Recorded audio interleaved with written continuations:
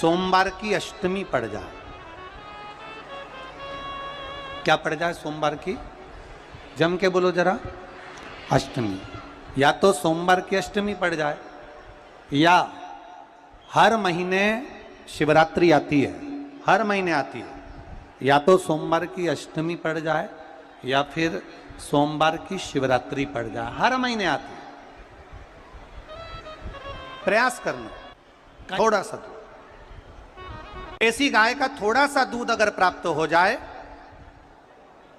बेलपत्री के पत्ते से दूध कटोरी में लेकर, मात्र बेलपत्री के पत्रे से एक एक बूंद, अगर दूध आप एक बूंद अगर ज्यादा ना मिला हो, एक चम्मच भी अगर आपको दूध देसी गाय का मिल गया हो, और सोमवार की अष्टमी पड़ जाए या सोमवार की, जम के बोलो, शिवरात्रि पड़ जाए, उसमें केवल अगर देसी गाय का दूध मिल जाए, जर्सी गाय का नहीं हो, देसी गाय का अगर दूध मिल जाए, बेलपत्री के पत्ते से, तुम्हारे घर के अंदर अगर शिवलिंग है या मंदिर में शिवलिंग है या तुम्हारे नजदीक में कोई शिवलिंग है, उस पर बूंद बूंद, एक एक बूंद अगर शिवलिंग पर दूध समर्पित कर रहे हो, श्री शिवाय नमस्तुभ्यम, नमः शिवाय, या षडाक्षर मंत्र ओम नमः शिवाय, या 33 अक्षर का मंत्र महामृत्युंजय मंत्र, इसका स्मरण कर कर शिव जी पर देसी गाय का दूध समर्पित कर कर इस बेलपत्री को अशोक सुंदरी वाली जगह पर अगर आप समर्पित कर देते हैं, फिर आप जिस भी चीज के लिए अप्लाई करें, मेरा देवाधिदेव महादेव आपका हाथ पकड़कर खींचकर आगे बढ़ा ही दे। मेहनत करना, कर्म पूरा करना, पढ़ाई अच्छी करना, और पढ़ाई के साथ में विद्या अध्ययन करने के साथ में अच्छी मेहनत के साथ में देसी गाय का दूध भगवान शंकर को समर्पित करना, भगवान शंकर को समर्पित करना, देसी गाय का दूध धीरे धीरे धीरे धीरे समर्पित करना, भावों के साथ आप समर्पित करें। देसी गाय का दूध एक एक बूंद समर्पित करिए, धीरे धीरे समर्पित करें। और देसी गाय का दूध जब धीरे धीरे समर्पित करें, बड़े रास्ते से, आनंद से धीरे धीरे जब आप समर्पित करेंगे, बेलपत्री वही दूध में सनी हुई बेलपत्र, अशोक डंडी का भाग शिवलिंग की ओर नहीं होना चाहिए, उस समय पर डंडी का भाग जहाँ से पानी बहकर जाता है अशोक सुंदरी की ओर से, वहाँ पर होना चाहिए। कार्य में सफलता मिलती ही है। शिव तत्व को धारण कर। सोमवार की अष्टमी का मतलब आपको इंदौर की कथा में बताया था, जिस दिन शंकर और पार्वती के मिलन का दिवस हो, और केवल एक माता पार्वती के अकेले मिलन का नहीं, 64 योगनिया तक भगवान शंकर से मिलने के लिए आती है। पीला चंदन लगा लेना, कितना लगाना है? बीच वाला जो पत्ता है उस पर पीला चंदन। जब आपको लगे कि मेरा जीवन बहुत कष्टमय है, अब ये रोग, अब ये कष्ट दूर ही नहीं हो रहा, अब ये आए दिन तकलीफ पर तकलीफ बढ़ती जा रही है, आए दिन रोग बीमारी, पैसा घर में बच नहीं रहा, बहुत कष्टमय जीवन है, इसमें लगाओ पीला चंदन बेलपत्री की बीज पत्ती पर। महाराज, और बीज पत्ती पर जब चंदन लग जाए, लगने के बाद में ये दोनों पत्ती पर लाल चंदन लगा लीजिए। इन दोनों पत्ती के बीच में जो डंडी का भाग होता है, आपको कहा था, आपको स्मरण में होगा शायद, हमने जब बेलपत्री की महत्वता बताई थी तो उस बेलपत्री की महत्वता में कहा था ब्रह्मा विष्णु महेश ये 3 हैं, बोला था। बीच में ये बड़ी पत्ती से लेकर जो 2 पत्तियां होती हैं, इनके बीच में जो जगह बचती है, इसमें मां पार्वती के 64 योगनिया, मां पार्वती अपनी पूर्ण सिद्धि के साथ में जितनी भी देवी के स्वरूप हैं, वो माता 64 योगनिया देवी के स्वरूप में यहां पर विराजमान होती हैं। 2 पत्ती के नीचे से जो डंडी होती है नीचे तक, ये पूरी डंडी में 33 कोटि देवी देवताओं विराजमान होते हैं इस पूरी डंडी के अंदर।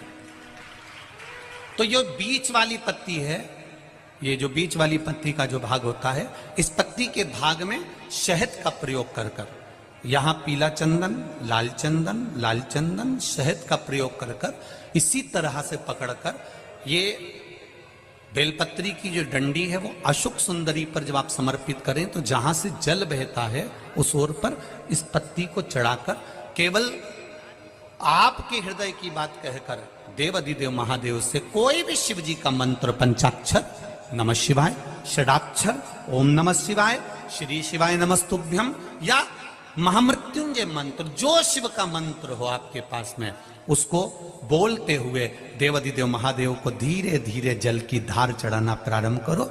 जल की धार जब पूर्ण होने लगे, उसमें थोड़ा जल बचे, तब अशोक सुंदरी पर जो तुमने बेलपत्र चढ़ाई है वहां उस जलधार को चढ़ाए। ये प्रयोग आपको केवल सोमवार की अष्टमी पढ़ने पर ही करना है। कौन से दिन करेंगे? जम के बोलिए जरा। सोमवार की अष्टमी पढ़ने। और धतूरे का फूल,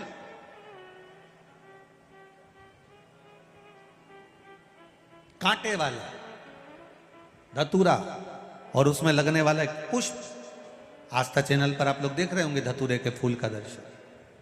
धतूरा और धतूरे का पुष्प छोटा सा पौधा है, ज्यादा बड़ा नहीं है, कांटा लग रहा है, धतूरा लग रहा है, और उसमें भी साधारण धतूरा नहीं, जिस धतूरे के नीचे की डंडी लाल कलर की होती है, अगर वो सोमवार की अष्टमी को देवाधिदेव महादेव को समर्पित करी जाती है तो उसके घर में कभी संपदा की कमी नहीं होती है। वो धतूरा है, साधारण नहीं है। धतूरे में भी लाल डंडी, जैसे धतूरा गोल होता है उसके नीचे एक छोटी सी डंडी, देखा है आप लोगों ने? अरे देखी कि नहीं देखी बोलो? धतूरा देखा है ना?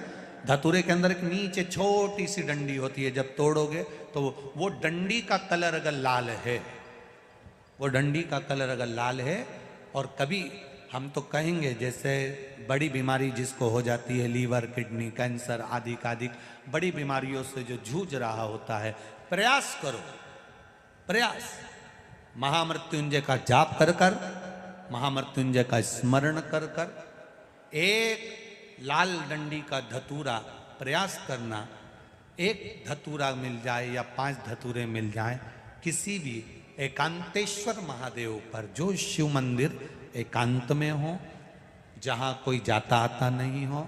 वैसे तो अब बहुत मुश्किल है कि ऐसा मंदिर मिल जाए जहाँ कोई जाता आता नहीं हो, पहले की बात दूसरी है, अब बात दूसरी है।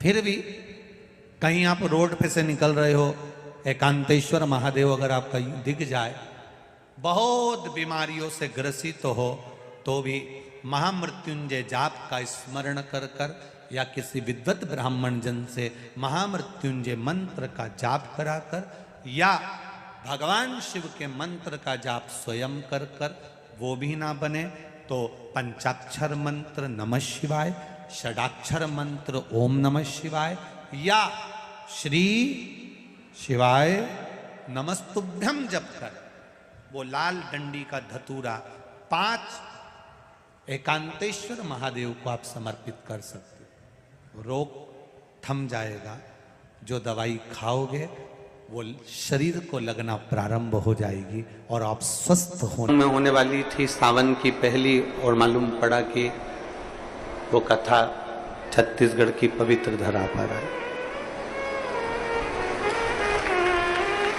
अर्थात भजन का बल, भक्ति का बल, स्मरण, ये सब खींच कर लाते हैं। चुंबक देखिए आप लोगों ने, वो चुंबक को गंगा में रस्सी बांधकर गोताखोर डालते हैं और उसमें चिपकने वाला जो भी सामान होता है वो चिपक जाता है। लकड़ी नहीं चिपकती, कपड़ा नहीं चिपकता, प्लास्टिक नहीं चिपकता। वो चुंबक में जो चुंबकीय तत्व होते हैं वही चिपकते हैं।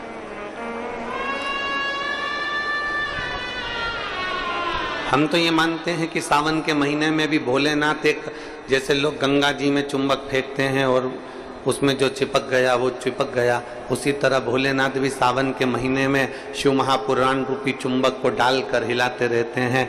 किसके भाग्य में है और कितने लोग चिपक सकते हैं ये उसी को मालूम है।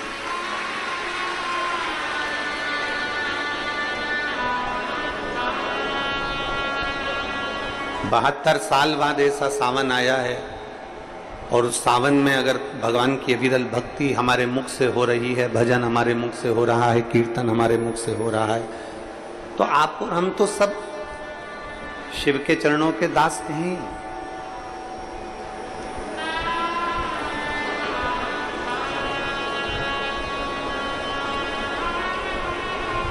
कहते हैं, शिव महापुराण की कथा कहती है, नौकरी ऐसी होना चाहिए, सर्विस ऐसी होना चाहिए जहां जाने का मन करे। ऑफिस में तुम बैठते हो और दिन भर क्लेश मचे, फाइल तुम पढ़ते हो और फाइल उठाते से तुम्हारे को मानसिक टेंशन आ जाए, जरा जरा सी बात में चिंता खड़ी हो जाए, तो वो ऑफिस जाने का मन नहीं करता, नौकरी पर जाने का मन नहीं करता। नौकरी ऐसी हो जहां जाने का मन करे, और घर ऐसा हो जहां वापिस आने का मन करे। तो समझ,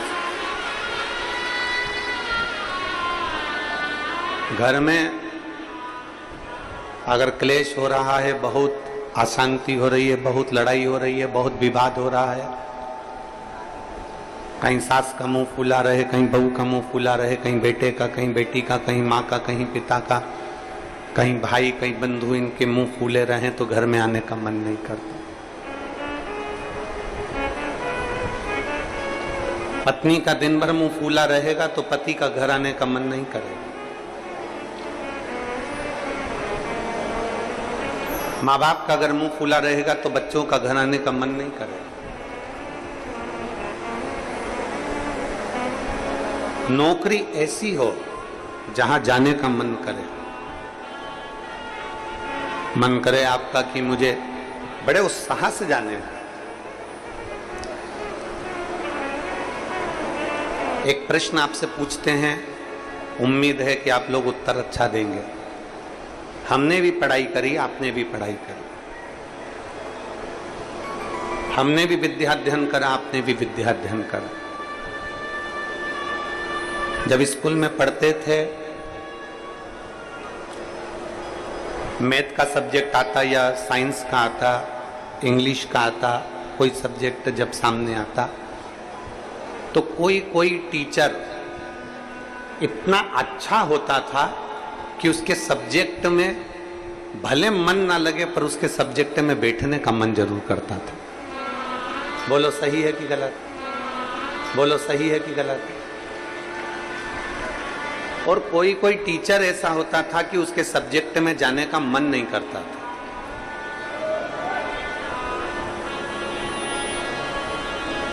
उनके सब्जेक्ट में जाने का मन नहीं करता।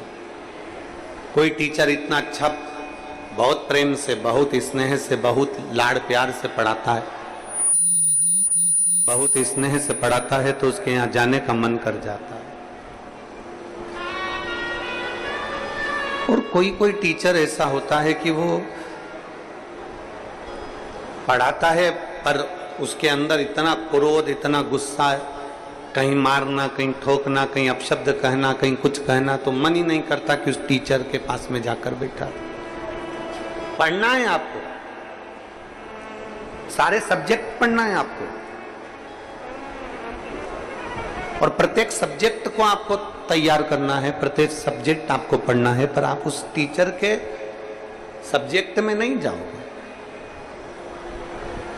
प्रत्येक सब्जेक्ट आपको पढ़ना है, प्रत्येक सब्जेक्ट आपको धारण करना है, पर आप उसके सब्जेक्ट में नहीं पहुंचोगे। बस जैसे स्कूल में कोई टीचर अच्छा है तो उसके सब्जेक्ट को पढ़ने के लिए आप जरूर जाते हो, उसी तरह नौकरी ऐसी हो जहां जाने का मन करे आपका।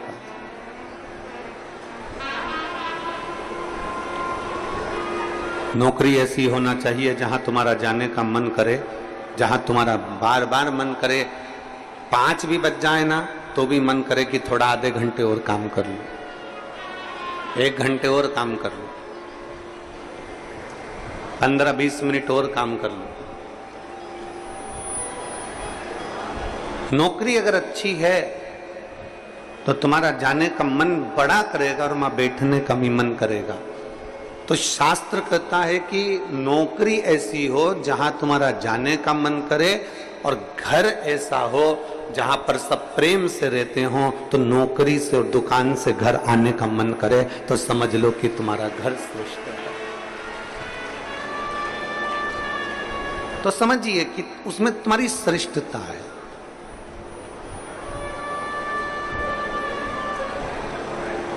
जरा जरा सी बात में अगर क्लेश हो रहा है, जरा जरा सी बात में अपशब्द बोले जा रहे हैं, तो वो श्रेष्ठता नहीं बनती।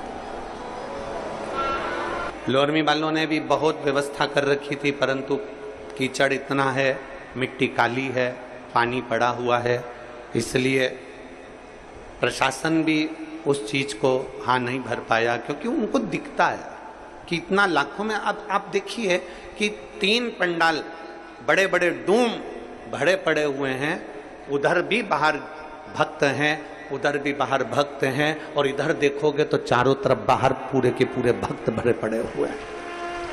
प्रशासन भी ये चीज देखता है कि इतने शिव भक्त आएंगे तो वो आराम से कथा सुने, आराम से रहें, आराम से खाएं, आराम से अपना भजन कीर्तन करें और आराम से कथा श्रवण कर कर अपने अपने घर को जाएं, किसी को कोई कष्ट ना हो। ये प्रशासन भी देखता है।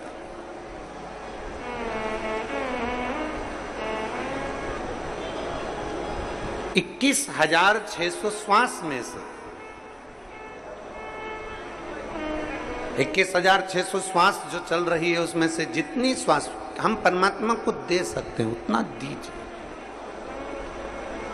हम जितना भजन कर सकते हैं उतना भजन करें। हम जितना स्मरण कर सकते हैं उतना स्मरण करें। और तेरी कृपा बिना न हिले एक भी अणु, लेते हैं श्वास तेरी कृपा से तनो तनो। हे गंगाधार मुक्ति द्वार ओंकार तू, बोले ओंकार तू। आयो शरण तिहार शंभु तार